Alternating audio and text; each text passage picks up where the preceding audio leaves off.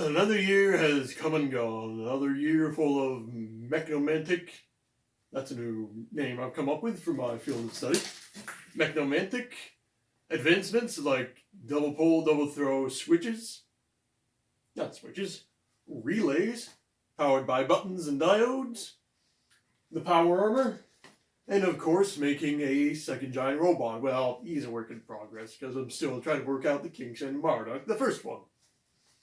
But something I am excited to announce is that I'm actually, how do I put this? I'm in some negotiations for an actual giant robot competition.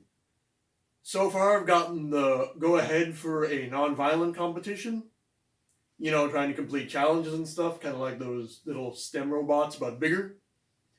I'm waiting for confirmation for an actual fight because, well, it's being hosted by a domestic violence charity, and, well, you can imagine how they feel about combat. So, knocking each other's heads off is a little up in the air, but at least having a competition is possible.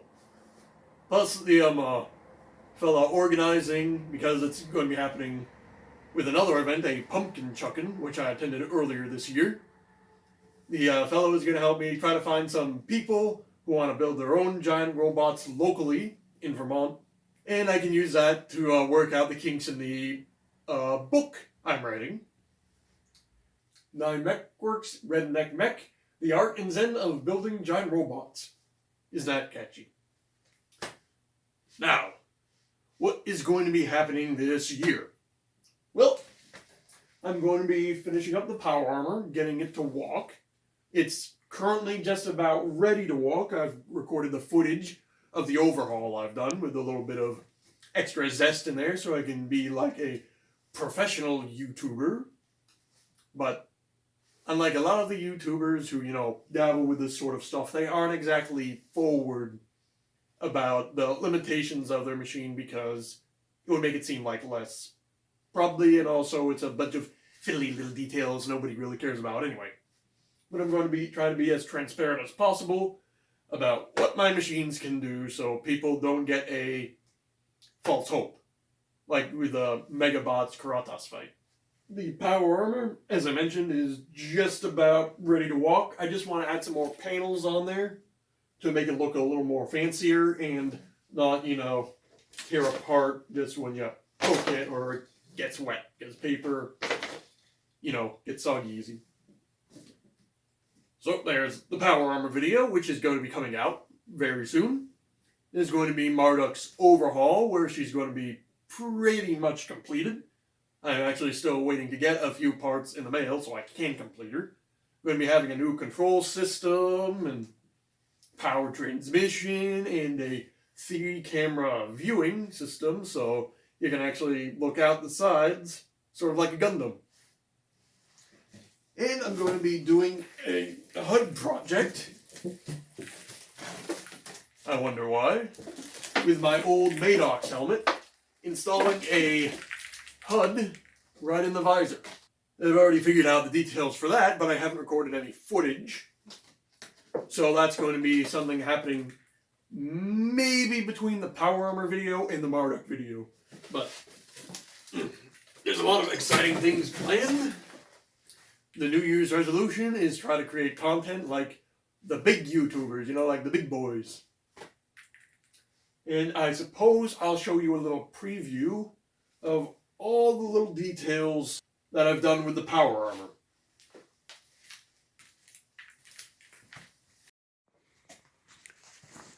We've got some toes made out of wood, and they're articulated, so there's a little bit of a bend in them, so there's a natural walking motion.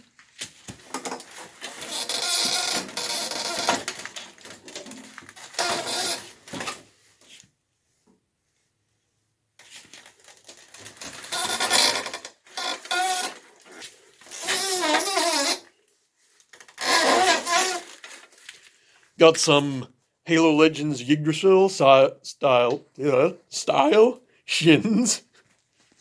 So it looks cool while doing so. I've got 2 fancy new controllers, one for each arm, which makes it a lot easier to control. However, you don't get any feedback, so there's a bit of that.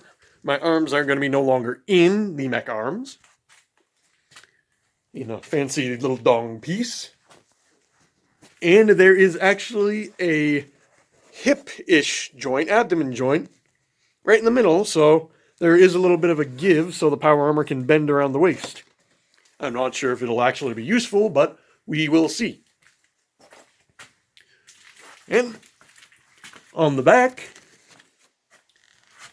I actually cannibalized an old battery charger to act as the power armor's new battery socket, because the 3D printed widget with all the little connectors in it made me fairly nervous.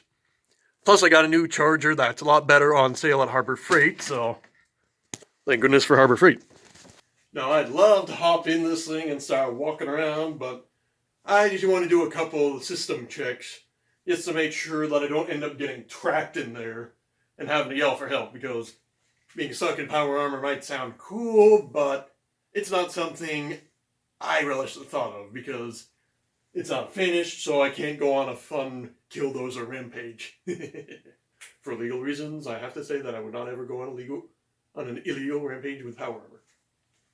But I can show you at least the arms waggling around. There we go.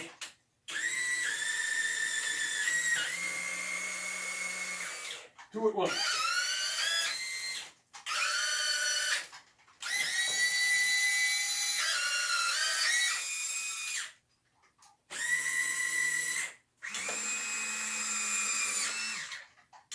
There we go.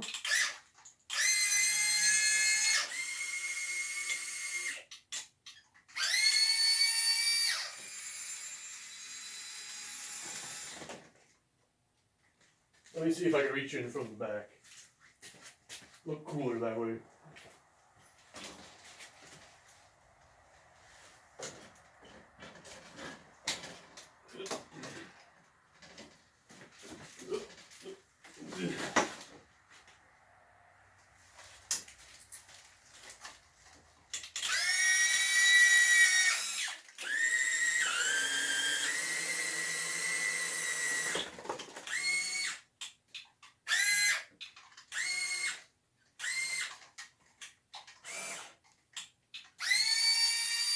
Go.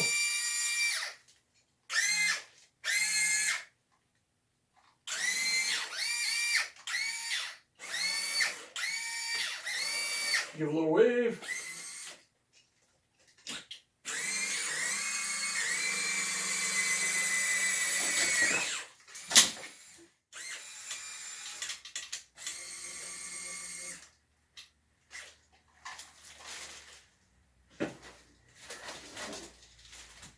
Voila! Magnifico! Oh yeah, and of course there's a whole opening sequence.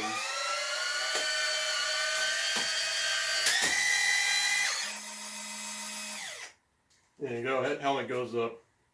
You close it. Helmet goes down. Of course I'm going to be putting an entire camera system in the helmet, because the way the ratio is going, I'm going to peek it out the chin, so whoops!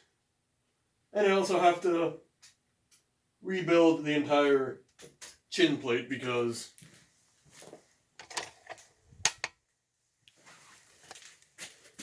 look at that 3D printed mess. Yuck! So, there we have it. In summary, possible competitors in giant robot competition. Power armor's gonna walk. Marduk will be complete with lots of fancy new designs. And what else? Oh yes, of course. The Maddox helmet HUD. Very important. Very interesting piece of tech behind that, I'll tell you. So if you want to stay up to date, see all the projects, be sure to like and subscribe, share it with others, and if they don't find you handsome, they should at least find you handy. Keep your stick on the ice.